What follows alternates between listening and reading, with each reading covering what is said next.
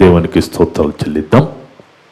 కుడి వచ్చిన సంఘస్థులకు, ఆన్లైన్ ద్వారా యూట్యూబ్ ద్వారా వింటున్న ప్రతి ఒక్క బిడ్డకి యేసుక్రీస్తు నామమున వందనాలు. దేవుని బిడ్డలారా, దేవుని మహాకృపను బట్టి మనమంతా యొక్క ఆదివారపు సంఘ కుడికలో సంఘంగా కూడుకొని మరి ఒక గొప్ప సంగతిని పరిశుద్ధ గ్రంథం నుంచి నేర్చుకుని ఆలోచించే ధన్యత దయచేస్తున్న తండ్రికి యేసుక్రీస్తు ద్వారా కృతజ్ఞతలు చెల్లిద్దాం. ఆమేన్. ఈరోజు దేవుడు సంఘాన్ని ఆన్లైన్ ద్వారా యూట్యూబ్ ద్వారా వింటున్న ప్రతి ఒక్కరిని ప్రేమించి మనందరి కోసం ఏర్పాటు చేసిన అంశం, మనం గొప్పవానం కావాలంటే ఉండాల్సిన లక్షణాలు. మనం గొప్పవానం కావాలి అంటే ఉండాల్సిన లక్షణాలు. లేఖనాలలో మన ఆత్మకు అవసరమైన, మనని దేవుని వైపు నడిపించే కొన్ని సంగతులు ఈరోజు మనం నేర్చుకుందాం. జీవితాల్ని, మనకిచ్చిన ఈ జీవితాల్ని దేవునిలో ఆత్మీయంగా బలపరచుటకు, కొనసాగించుటకు దేవుడు ఎంతోమంది భక్తుల జీవితాలు పరిశుద్ధ గ్రంథంలో రాయించాడు. అయితే ఈ భూమి మీద బతికిన ఎంతోమంది భక్తుల జీవితాలు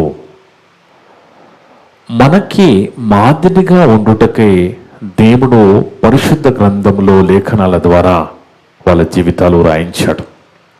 ఈరోజు అలాంటి ఎంతోమంది భక్తులలో మనం ఎక్కువగా మాట్లాడుకునే భక్తుడైన దావీదు రాజుగారి గురించి మనం ఈరోజు ఆలోచన చేద్దాం.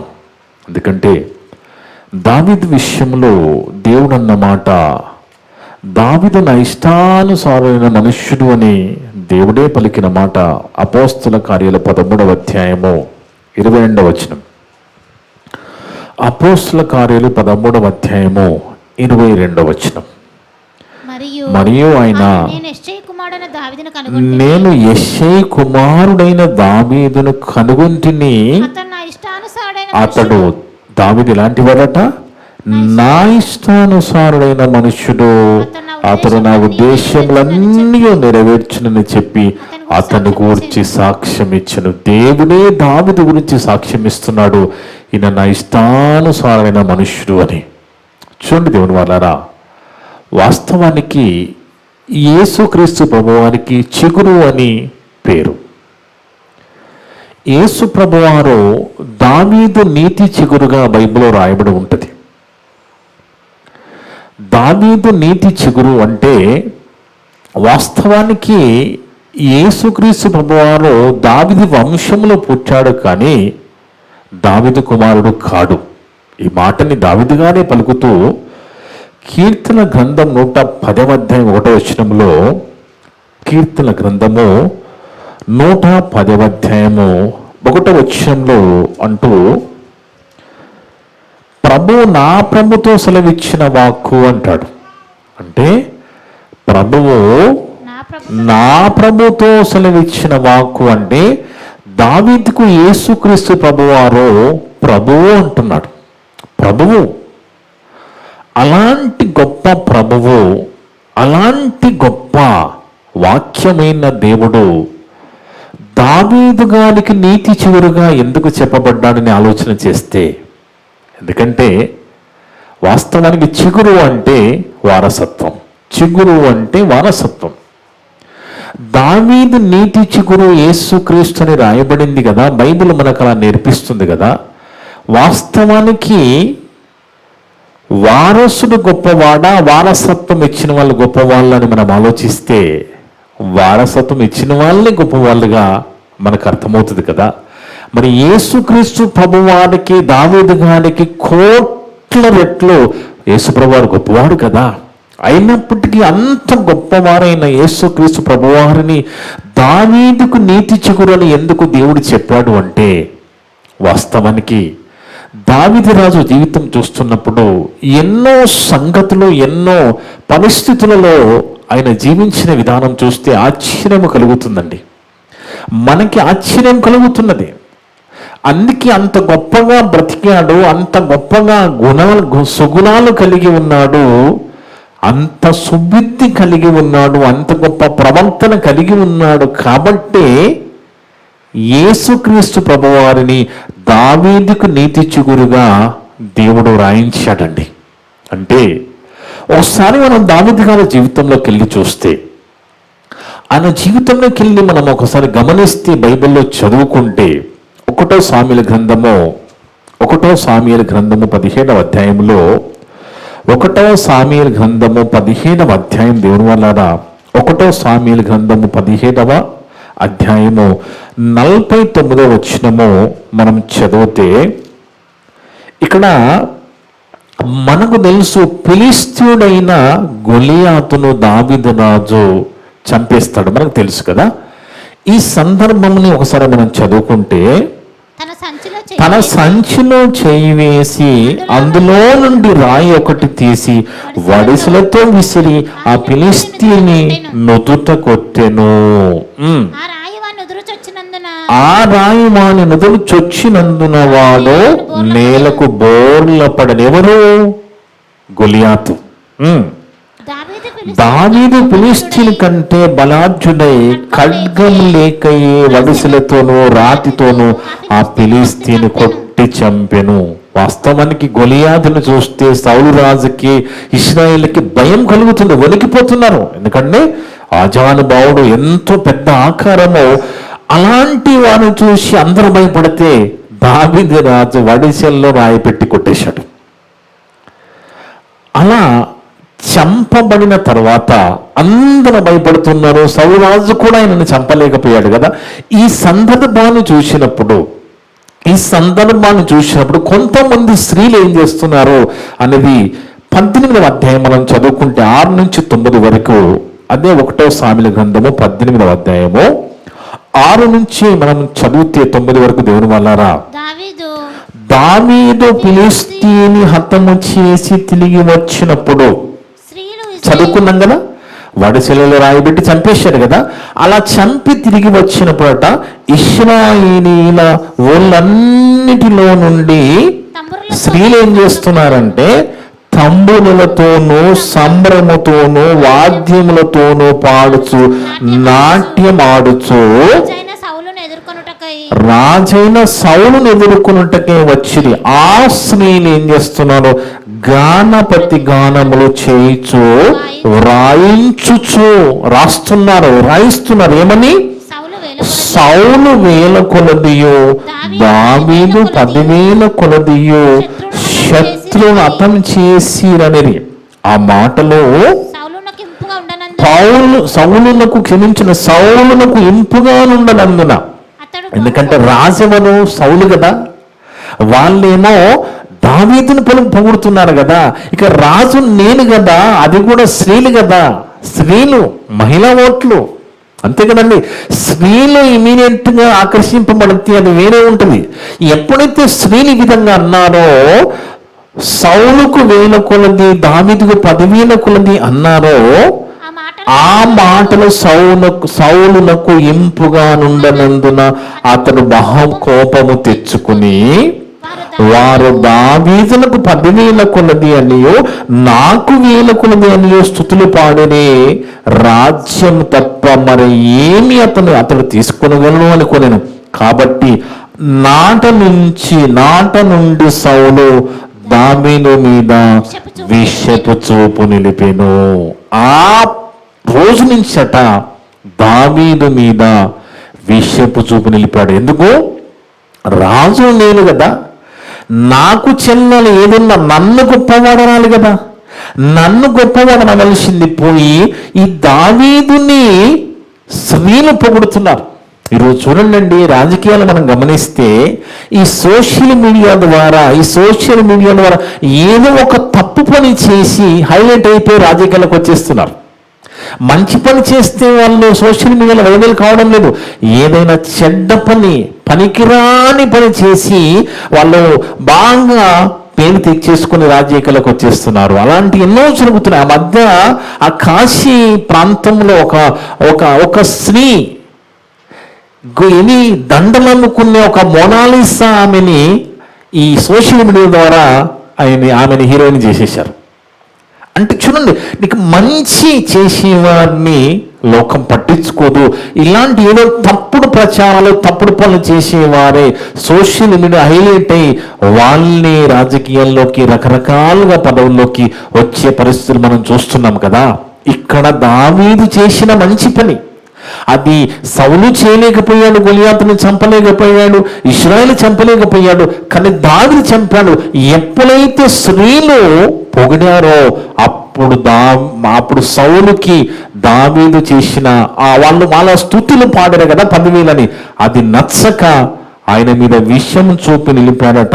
ఇక చూపిన తర్వాత 11వ వచనం నుంచి మనం చదువుకుంటే, ఒకప్పుడు సౌలు చేతిలో ఒక ఈట ఉండగా దావీదును పొడిచి గోడకు బిగించుకుననుకుని సౌలు ఆ ఈటను విసిరాడు. చూడండి ఎలాగైపోయిందో. విషపు చూపు అంటే దిష్టి అని కాదు అక్కడ.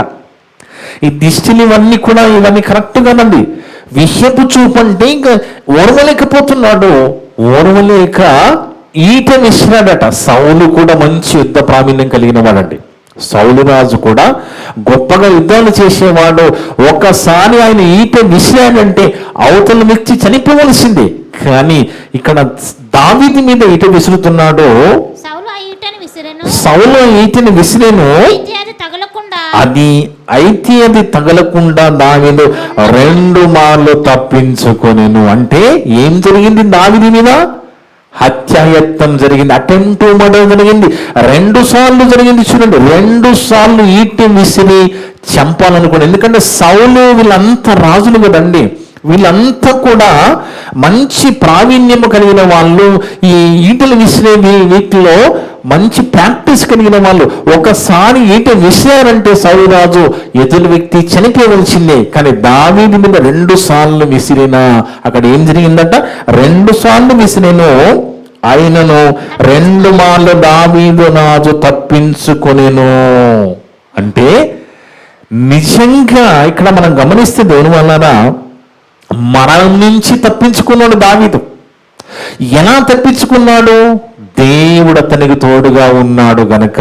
అంటే దేవుడికి ఇష్టమైన మనుషుడుగా ఉన్నాడు, దేవుని మాట వింటున్నాడు. కాబట్టి మనము కూడా దేవుని యందు భయభక్తులు కలిగి దేవుని మాట వింటే మనల్ని కూడా దేవుడు మరణం నుంచి తప్పిస్తాడు. ఎందుకంటే అందరి జీవితంలో ఏదో ఒక సందర్భంలో ఇలాంటి పరిస్థితులు వస్తాయి.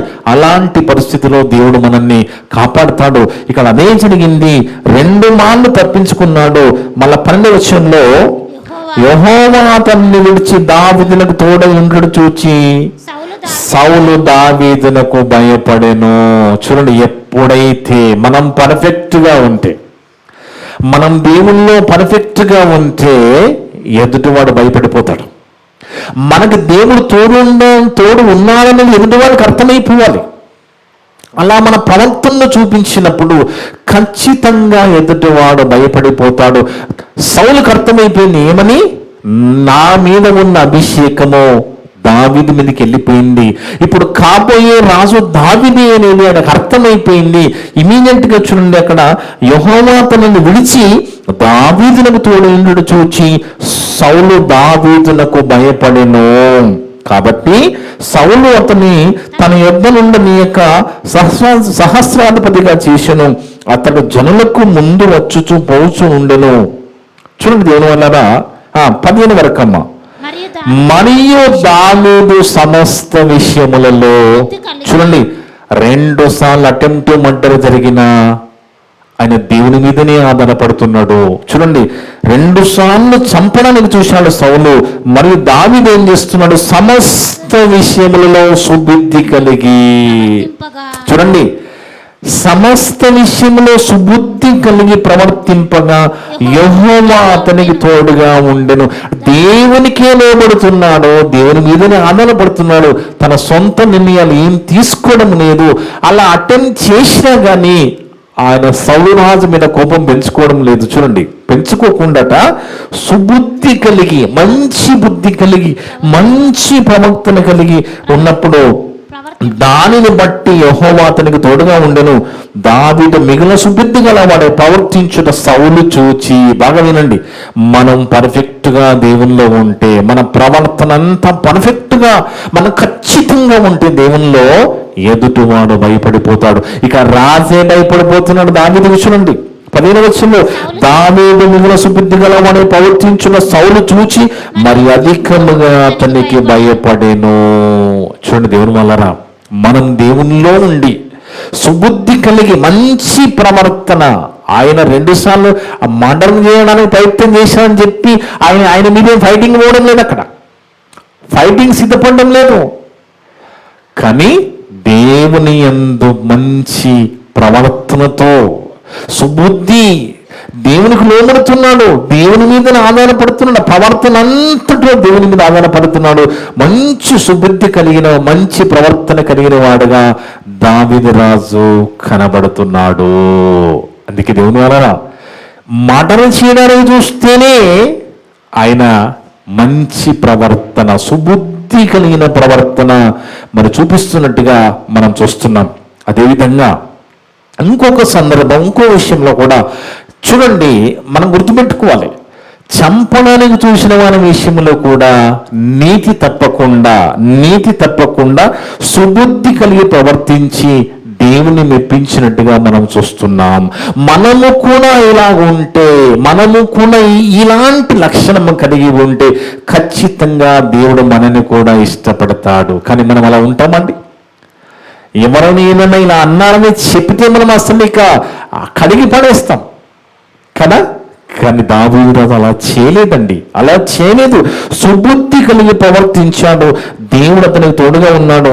ఆ ప్రవర్తన చూసి సౌలే భయపడిపోయాడంటే, అలాంటి గొప్ప సుబుద్ధి, అలాంటి ప్రవర్తన రోజు మనము దావీదు రాజులో చూశామో, అలాంటి మంచి గుణం మనము నేర్చుకోవాలి దేవుని వల్ల. ఇంకొక సందర్భంలో కూడా 1 సామెల గ్రంథము 24వ అధ్యాయం, 1 సామెల గ్రంథము 24వ అధ్యాయము 1వ వచనం ముందుగా చదివితే, సౌలు చూడండి, ఎప్పుడైతే సౌలు దావీదుని చంపడానికి ప్రయత్నం చేస్తున్నాడు అనేది అర్థమైపోయింది. ఇంకా 2 సార్లు అటెంప్ట్ మర్డర్ అయింది. ఇక దావీదు ఏం చేస్తున్నాడంటే పారిపోతున్నాడు, చావు తప్పించుకోవడానికి అరణ్యం నుండి పారిపోతున్నాడు. అలా పారిపోతున్నప్పుడు సౌలుకి తెలుస్తుంది కదా, తెలిసినప్పుడు నాకే భయపడిపోతున్నాడు కదా, ఇంక వదిలేద్దాం అనుకోవడం లేదు. ఆయన వదిలేద్దాం అనుకోవడం చూడండి, ఇక్కడ సౌలు ఫిలిష్తీయులను చంపుట మాని, తర్కమించిన తరముట మాని తిరిగి రాగా దావీదు ఎలిగేది అరణ్యమందు ఉన్నాడని అతనికి వర్తమానము వచ్చెను. చూడండి దేవుని వలన, ఎప్పుడైతే సౌలు దావీదును చంపడానికి వెంటబడుతున్నాడో, వెతుకుతున్నాడో, సౌలు కుమారుడైన యోనాతాను, ఎవరండి? సౌలు కుమారుడు యోనాతాను దావీదుకి ఇన్ఫర్మేషన్ ఇచ్చేస్తాడు. ఏమని? నా తండ్రి అయిన రాజు నిన్ను చంపడానికి వస్తున్నాడు. ఎందుకు అంటే యోనాతాను దావీదుకి మంచి ఫ్రెండ్, మంచి స్నేహితుడు అన్నమాట, నమ్మకమైన స్నేహితుడు. అందరూ ఉండరు, అలా అందరూ ఉండరు. కానీ ఇక్కడ యోనాతాను వాస్తవానికి రాజువారు సౌలు కదా. కానీ దేవుడు ఏం చేశాడు? సౌలు మీద ఉన్న అభిషేకం తీసేసి తన వల్ల దావీదుని అభిషేకించేసాడు. దేవుడు ఆల్రెడీ తన ఫైల్స్ రాసేసుకున్నాడు దావీదే రాజుగా. ఈ విషయం అర్థమైపోయింది సౌలుకి. అర్థమైపోయి ఎలాగైనా చంపడానికి ప్రయత్నం చేస్తా ఉన్నాడు. ఈ విషయము యోనాతాను ఇన్ఫర్మేషన్ ఇచ్చేశాడు. 3వ వచనం నుంచి అమ్మా, మార్గమునున్న గొర్రె దొడ్లకు అతడు రాగా, ఎవరు? సౌలు దావీదుని చంపడానికి వచ్చాడు. వచ్చి మార్గమునున్న గొర్రె దొడ్లకు అతడు రాగా అక్కడ గుహ ఒకటి ఉండెను. అందులో సౌలు శంఖాని వర్తికి పోగా, అంటే పాస్కెళ్ళాడండి, పాస్కెళ్ళాడు సౌలు. పోగా దావీదును అతని జనులను ఆ గుహ లోపలి భాగం ఉండేది కనుక దావీదు జను, అంటే చూడండి, సౌలు ఆ గుహ దగ్గర, అక్కడికి వెళ్ళాడండి. ఆ గుహలోనికి వెళ్ళాడు, పాస్కి వెళ్ళాడు. కానీ ఆ గుహలో ఉన్న దావీదుతో పడి ఉన్న వాళ్ళు సౌలు కనబడటం లేదు. మనకు కూడా చూడండి, బాగా ఎండకు తిరిగి ఇంటికి వచ్చామనుకోండి, ఎండలో తిరిగి ఇంటికి వస్తే సడన్గా ఇంట్లో ఏం కనపడదు కదా, కొద్దిసేపు చీకటి అనిపిస్తుంది. తర్వాత మన కన్ను అడ్జస్ట్ అయిపోయినప్పుడు అప్పుడు క్లియర్ కనబడుతుంది. ఇక్కడ కూడా ఆయన పాస్కి వెళ్ళాడు, కానీ లోపల ఉన్న దావీదుతో కూడా ఉన్న వాళ్ళకి ఆయన కనబడుతున్నాడు, కానీ ఈయనకి వాళ్ళు కనబడడం లేదు. అది అక్కడ జరుగుతున్నది. దావీదు జనులు ఇమీడియట్ గా ఏమంటున్నారు, దొరికిపోయాడు నీ శత్రువు, నీకు దొరికిపోయాడు సౌలు. దావీదుతో అంటున్నాడు, దావీదు జనులు ఇదిగో అదిగో నీ దృష్టికి ఏది మంచిదో అని నీవు అతనికి చేయనట్లు నీ శత్రువుని నీ చేతికి అప్పగించునని యెహోవా నీతో చెప్పాను కదా. అలాంటి దినం వచ్చేసింది. నీ దేవుడు చెప్పాడు కదా, నీ శత్రువు నీ చేతికి అప్పచెప్తానని చెప్పాడు కదా యెహోవా దేవుడు. ఆ దినం వచ్చేసింది, నీ శత్రువు దొరికిపోయాడు, చంపేయి అంటున్నారు వాళ్ళు. సౌలుని చంపేయి అంటున్నారు. దేవుడే చెప్పాడు కదా, చంపేయి అంటున్నారు. యెహోవా నీతో చెప్పిన దినం వచ్చినది అనగా దావీదు లేచి వచ్చి సౌలునకు తెలియకుండా అతని పై వస్త్రము చెంగును కోసెను. పక్కనున్న వాళ్ళు కొన్నిసార్లు ఏం చేస్తారంటే రెచ్చగొడతా ఉంటారు. దొరికిపోయాడు వేసేసి అంటున్నారు వాళ్ళు. దేవుడు చెప్పాడు కదా. వాస్తవానికి ఆ సమయంలో దావీదు అతన్ని చంపేయొచ్చండి, కానీ దావీదు అలా చేయడం లేదు. బాగా గమనించాలి. మనం నేర్చుకోవాలి. మనం దావీదు లాంటి గొప్పవారిగా దేవునికి ఇష్టమైన వ్యక్తులుగా మనం ఉండాలంటే ఇక మనం నేర్చుకోవాల్సిన, మనలో ఉండవలసిన గొప్ప లక్షణాలు ఇవి. ఎప్పుడైతే శత్రువు చేతికి దొరికాడు, ఎందుకు వచ్చాడు అక్కడికి, దేనికోసం వచ్చాడు? ఆయన చంపడానికే, దావీదును చంపడానికే వస్తే, ఆ చంపడానికి వచ్చిన ఆయన చేతుల్లో దొరికిన, దావీదు చేతిలో దొరికిన ఆయన చంపకుండా పై వస్త్రపు చెంగును కోసెను. సౌలు పై వస్త్రము తాను కోసిన దానికి కూడా మనసును నొచ్చుకుంటున్నాడట. దేనికి?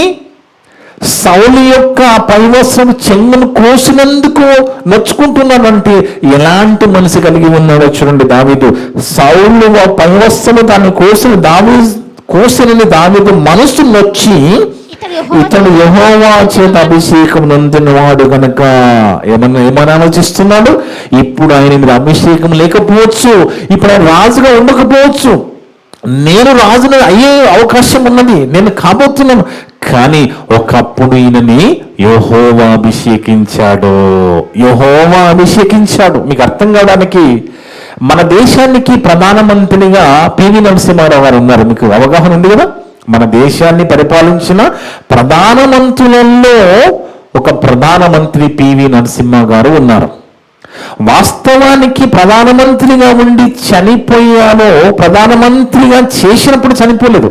ఆయన ప్రధానమంత్రిగా లేనప్పుడు ఆయన చనిపోవడం జరిగింది పివి నరసింహరావు గారు.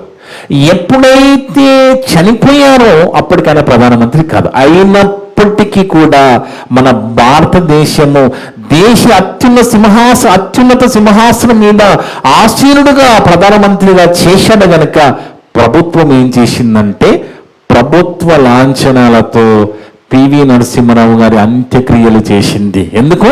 ఒకప్పుడు పిఎంగా ఉన్నాడు అని. ఇక్కడ కూడా ఒకప్పుడు అభిషక్తుడు, దేవుని చేత అభిషేక్తుడైన నేను ఈయనను ముట్టుకోను, ఈయనను చంపను అని ఆయన ఆ పై వస్త్రము కోసినందుకే మనసులో నొచ్చుకుంటున్నాడట. ఏమంటున్నాడు? యెహోవా చేత అభిషక్తులు నా ప్రభువులకు నేను ఈ కార్యము చెయ్యను, యెహోవాను బట్టి అతన్ని నేను చంపను అని తన జనులతో చెప్పాను. ఈ మాటలు చెప్పి దావీదు తన జనులను అడ్డగించి సౌలు మీదికి పోనీయక వారిని ఆపెను. తర్వాత సౌలు లేచి గుహ నుండి బయలు వెళ్ళి మార్గమున పోయెను. చూడండి దేవుని వలరా, ఈ సందర్భంలో చేతిలోకి వచ్చిన చంపడానికి వదిలేశాడు అంటే దాని అర్థం ఏంటి? మంచి మనసు. దేవుని చేత అభిషక్తుడుగా ఉన్నాడు ఒకప్పుడు. అలాంటి వారిని నేను చంపను అనుకున్నాడంటే ఎందుకు నచ్చాలనుకున్నాను? ఎంత మంచి వాస్తవానికండి. క్షమాగుణం అనేది యేసుప్రభు వారు పుట్టిన తర్వాత లోకములో బాగా ప్రాముఖ్యం. ప్రాముఖ్యతలోకి వచ్చింది కదా. కానీ అప్పటికే క్షమించే గుణము కలిగి ఉన్నాడు ఈయన. అప్పటికే క్షమించే గుణము కలిగి ఉన్నాడు. ఎలాగున్నాడో చూద్దాం, ఎలా కలిగి ఉన్నాడో చూద్దాం, అలాంటి ఎలా క్షమించాడో చూద్దాం ఒకసారి. అప్పుడు దావీదు లేచి గుహల నుండి బయలు వెళ్ళి నా ఏలినవాడా రాజా అని సౌలు వెనుక. వాస్తవానికి సౌలు కుమారుడైన యోనాతానుని తండ్రి తిడతాడు. నా తర్వాత నువ్వే కదరా బుద్ధిహీనుడు రాజు అయ్యేది, ఆడంగిదట్టు వాడు అంటాడు. చూద్దాం ఒకసారి. అంటే కొడుకుని, ఎందుకంటే ఇప్పుడు రాజు తర్వాత కాబోయే రాజు ఎవరు? వాస్తవానికి యోనాతాను కొడుకు. కానీ నీవే సమాచారం ఇస్తున్నావు దావీదుకి. నేను చంపడానికి వెళితే దావీదు చనిపోతే రాజు నువ్వు కదయ్యేది యోనాతాను, నువ్వేంటి దావీదుకు సమాచారం ఇస్తున్నావు, నేను చంపడానికి వెళుతున్నానని తిడుతున్నాడు. చూడండి 1 సాముయేలు గ్రంథం 20:30 1 సాముయేలు గ్రంథము 20:30 1 సాముయేలు 20:30 అమ్మ. సౌలు యోనాతాను మీద బహుగా కోపపడి కొడుకు నిడుతున్నాడు. ఏమని? ఆడగొట్టుగాని కొడుక, నీకును నీ తల్లి మానవులకు సిగ్గు కలిగినట్లుగా నీవు యెష్షై కుమారుని స్వీకరించిన సంగతి నాకు తెలిసినది కాదా? యెష్షై కుమారుడిని దావీదుని స్వీకరించావు, ఆయనకి సమాచారం ఇస్తున్నాడు, తెలియాలనుకుంటున్నావా అని తిడుతున్నాడండి కొడుకుని. బాగా ఆలోచించండి దేవుని వాళ్ళరా, బాగా ఆలోచించండి. ఈ విషయంలో యోనాతాను దావీదు గారికి సాయం చేశాడు, ఇన్ఫర్మేషన్ ఇచ్చేస్తున్నాడు. తర్వాత చూడండి దేవుని వాళ్ళరా, కొంతకాలానికి సౌలు రాజు చనిపోతాడు, యోనాతాను చనిపోతాడు. ఇద్దరు చనిపోతారండి, ఇద్దరు చనిపోతారు. తర్వాత ఏం జరుగుతుందనేది ఒకసారి మనం చూస్తే 2 సాముయేలు గ్రంథం 9వ అధ్యాయం 2 సాముయేలు గ్రంథము 9వ అధ్యాయము ఆయన ఎంత మంచి క్షమాగుణం కలిగి ఉన్నాడో చూడండి. ఎందుకంటే దేవుని వాళ్ళారా, ఇశ్రాయేలు దేశంలో ఈ రోజుకి దేశ జెండా ఉంటుంది కానీ ఫ్లాగ్, ఆ ఫ్లాగ్ మీద స్టార్ ఉంటుందట. ఫ్లాగ్ మధ్యలో ఒక స్టార్ ఉంటుందట. ఏంటి స్టార్ అని అడిగితే స్టార్ ఆఫ్ డేవిడ్ అని ఉంటుందట. స్టార్ ఆఫ్ డేవిడ్ ఈ రోజుకి. అంటే వాస్తవానికి ఇశ్రాయేలును మరి అక్కడ వాళ్ళని పరిపాలించిన దావీదు 40 సంవత్సరాలు పరిపాలించాడు. కానీ 52 సంవత్సరాలు పరిపాలించిన యూదారాజు కూడా ఉన్నాడు. అయినప్పటికీ దావీదు గారిని ఎందుకు పెట్టుకున్నారంటే ఆయన అంత గొప్పవాడిగా పరిపాలన చేశాడు, గొప్పగా ప్రజల్ని నడిపించాడు. కాబట్టి ఈ రోజు కూడా స్టార్ ఆఫ్ డేవిడ్ అని వాళ్ళ ఫ్లాగ్ లో ఉంటుంది. మన దేశ జెండాలో, మన భారతీయ దేశ జెండాలో కూడా అశోక చక్రం ఉంటుంది కదా మధ్యలో, అలాగే వాళ్ళ దేశ జెండాలో స్టార్ ఆఫ్ డేవిడ్ అని ఉంటుంది. అలాంటి దావీదు ఎప్పుడైతే సౌలు చనిపోయాడు, యోనాతాను చనిపోయాడు, అప్పుడు ఈయన రాజు అయిపోయాడు. ఎవరు? దావీదు రాజుగా అభిషేకించబడ్డాడు. అప్పుడు ఆయన ఎలాంటి క్షమాగుణం కలిగి ఉన్నాడనేది మనం చూస్తే 2 సాముయేలు గ్రంథము 9వ అధ్యాయము 2 సాముయేలు గ్రంథం 9వ అధ్యాయం 1 నుంచి 7 వరకు చూస్తే దేవుని వాళ్ళారా, యోనాతానును బట్టి అంటే ఒకనాడు సాయం చేశాడు యోనాతాను. ఎవరికి? దావీదుకి. ఎలా? తన తండ్రి చంపడానికి వస్తే సమాచారం ఇచ్చి సాయం చేశాడు. ఎందుకు? ఫ్రెండ్, దోస్త్, అయిన మంచి స్నేహితుడు. ఆ స్నేహితుడి గురించి ఎంత మంచి మాట అన్నాడంటే మన ఇక్కడ వచ్చి చదువుకున్నాము. అదే 2 సాముయేలు గ్రంథము 1వ అధ్యాయం 26వ వచనం. 2 సాముయేలు గ్రంథం 1వ అధ్యాయము 26వ వచనం. దేవుని వాళ్ళారా, ఆయన గురించి రాస్తున్నాడు చూడండి. 26వ వచనం అమ్మా. నా సహోదరుడా యోనాతానా, నీవు నాకు అతి మనోహరుడమై ఉంటివి. ఆయన గురించి కవిత్వం రాస్తున్నాడండి. ఆయన గురించి రాస్తున్నాడు దానిని ఏమని? నా సహోదరుడా యోనాతానా, నీవు నాకు అతి మనోహరుడమై ఉంటివి, నీ నిమిత్తము నేను బహు శోకము నిందుచున్నాను. ఎప్పుడైతే సౌలు యోనాతాను చనిపోయారో ఆ సమాచారం తెలిసిన తర్వాత దావీదు రాజు రాస్తున్న యొక్క రచన, నా యందు నీకున్న ప్రేమ బహు వింతైనది, స్త్రీలు చూపు ప్రేమ కంటే అది అధికమైనది. ఈ మాట మనం చాలా ఆలోచింపజేస్తుంది మనని. అంటే మగవారి కంటే స్త్రీలు ఎక్కువ ప్రేమ చూపిస్తారు, మగవారి కంటే స్త్రీలు ఎక్కువ ప్రేమ చూపించగలరు అని అంటున్నాడు. స్త్రీలు చూపు ప్రేమ కంటే అది అధికమైనది. అంటే స్త్రీల కంటే గొప్ప ప్రేమ యోనాతాను నాకు చూపించావు అంటే స్త్రీలు మగవారి కంటే ఎక్కువ ప్రేమ చూపిస్తారని ఇక్కడ మనకు అర్థమవుతుంది. మరి ఎందుకు అలాంటి ప్రేమ ఈరోజు మారిపోయింది లోకములో చూస్తే? పురుషుల కంటే ఎక్కువ ప్రేమించే వాళ్ళు స్త్రీలను దేవుడు చెప్తున్నాడు కదా.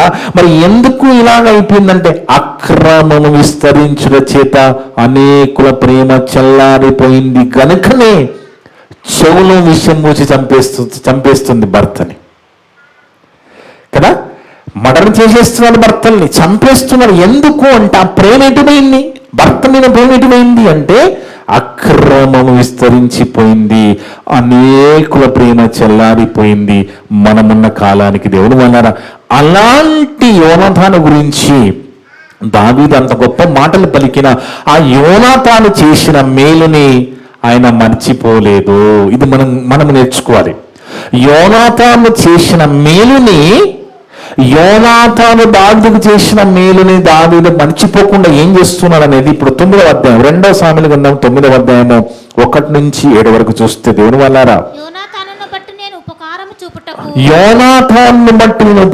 చూపుటకు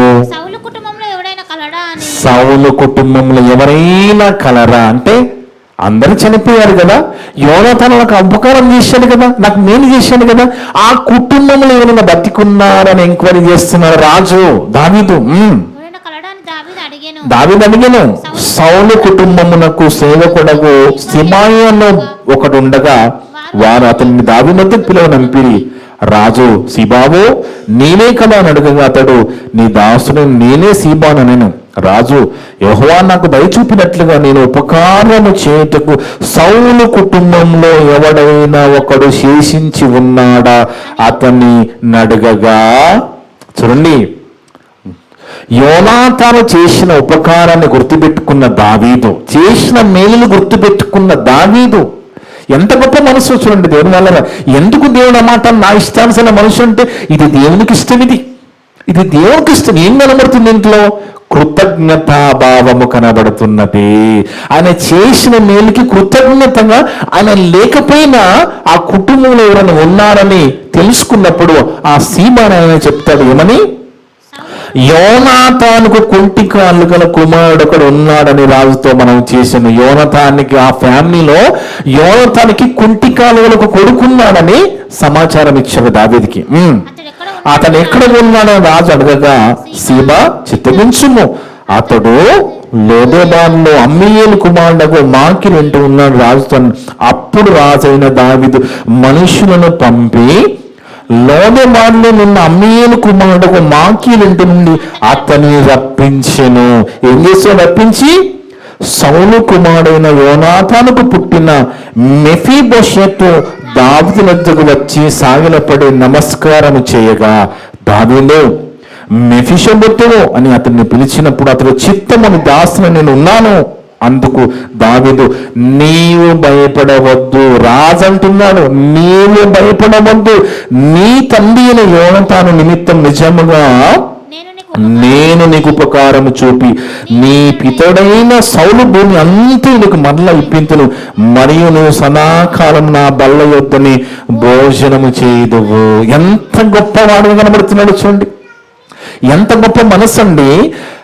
యోనాతాను చేసిన మేలుని మర్చిపోక, యోనాతాను చేసిన మేలుని మర్చిపోక ఆయన కుమారుణ్ణి దావీదు రాజు పిలిపించి ఆయనకున్న భూమిని ఇప్పించి నా బల్ల దగ్గర ప్రతి దినం భోజనం చేయి అంటున్నాడు రాజు దావీదు.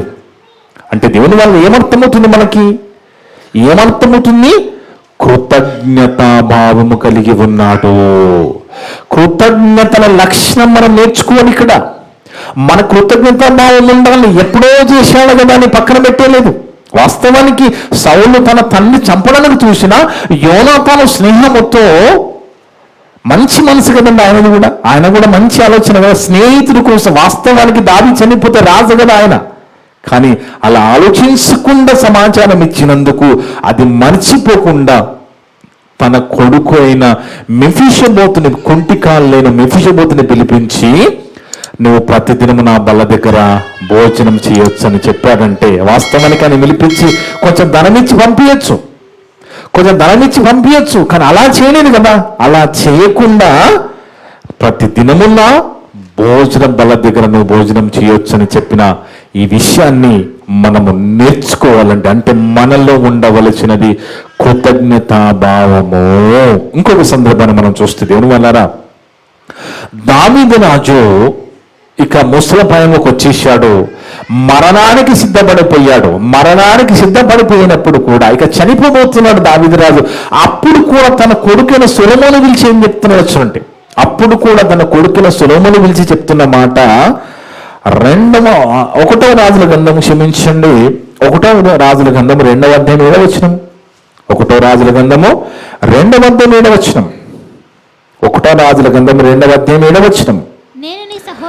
నేను నీ సహోదరున అబ్షాలోము ముందు నుండి పారిపోగా. చూడండి, ఒకనాడు ఎన్ని కష్టాలు పడి దావీదు రాజుగా అయ్యాడో మనకు తెలుసు. అలాంటి దావీదు రాజుని అబ్షాలోము అనే తన కొడుకు, అబ్షాలోము ఎవరండి? దావీదు రాజు కొడుకు అబ్షాలోము. ఈ అబ్షాలోము ఏం చేశాడంటే, వస్తున్న వాళ్ళందరినీ, రాజు దగ్గర వస్తున్న తన వైపు తిప్పుకొని, నేను మీకు న్యాయం చేస్తానని ఒకనాడు దావీదు రాజును తరమే పరిస్థితి వచ్చింది. చంపడానికి కుట్ర చేసి పారిపోయే పరిస్థితి వచ్చింది దావీదుకి, తన కుమారుడు అబ్షాలోము చంపేస్తాడని. అలాంటి పరిస్థితిలో కూడా ఇక్కడ వీళ్ళిద్దరూ సాయం చేశారట. చూడండి, నేను నీ సహోదరైన అబ్షాలోము ముందర నుండి పారిపోగా, గిలాదీయులైన బర్జిల్లయి కుమారులు నా సహాయమునకు వచ్చిరి. ఎప్పుడైతే అబ్షాలోము నుంచి పారిపోయినప్పుడట, ఈ గిలాదీయులైన బర్జిల్లయి కుమారులు దావీదుకు సాయం చేయడానికి వచ్చారట. నీవు వారి మీద దయ ఉంచి నీ బల్ల యొద్ద భోజనం చేయవారిలో వారిని చేర్చుము.